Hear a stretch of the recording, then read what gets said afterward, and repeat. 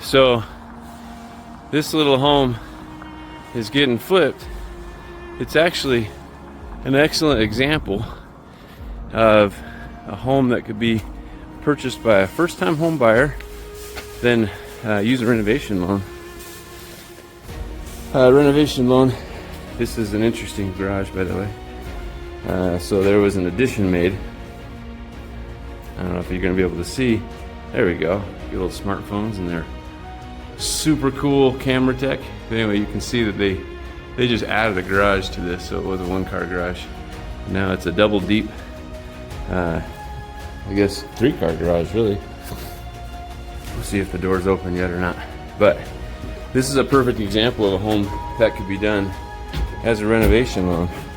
Because if you look, the house is pretty decent initially.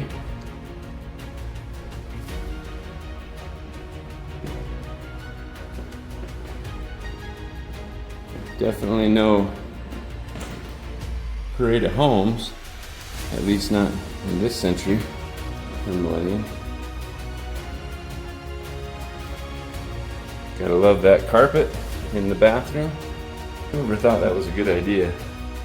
And the cool tile. But very livable. Very livable as is. Price point for this home, I think it was listed around $475,000, and you know, definitely an affordable price. Well, welcome to Utah, but it's a pretty affordable price for a first home. And you can see this doorway right here, so you create a lock-off door right there, and then somebody who is a first-time home buyer lives upstairs in a 2-bedroom, 1-bath house with a garage, well, 3-car garage in essence. But they then rent out this whole basement because it'll have a fully functioning mother-in-law apartment. And I don't know, they collect what, $1,200, $1,500 a month. But we're gonna go downstairs now. This is why it's being flipped, is because downstairs is a mess. It does have another bedroom right here, which is all right. We'll go into that first, and then I don't know what this is, a closet, I guess. And then I think this was intended to be another bedroom, but as you can see, it's more like a living room. Fireplace in your bedroom, I guess. Anyway, so the flipper is going to take these walls out, this doorway out, and this little room out. See if I got any more lights anywhere. That'd be a no. Well, you can't see that room unless I find the lights. But this whole wall, this is all coming out. And all of this, so this wall, you can see the back side of it now. All of this is going to come out. And a renovation loan can do all this. And so here's a bathroom. So right now it's a 3-bedroom, 2-bath house. But the investor's going to take this whole wall out, that whole wall out, and it's going to be one big open room. And they're going to put a kitchen right here. There's going to be some self-contained laundry right here. Still can't see in here.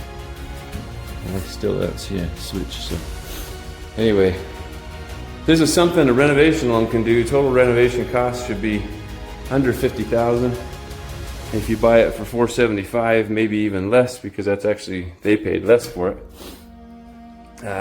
You know, you're in at $525,000 if you're in it that much, and now you got yourself $525,000 house. It'll be worth closer to $590,000 at that time. That's what the comparables have all sold at.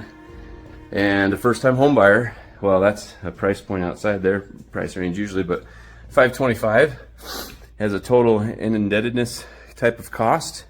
If you paid full list price for it, that's not bad.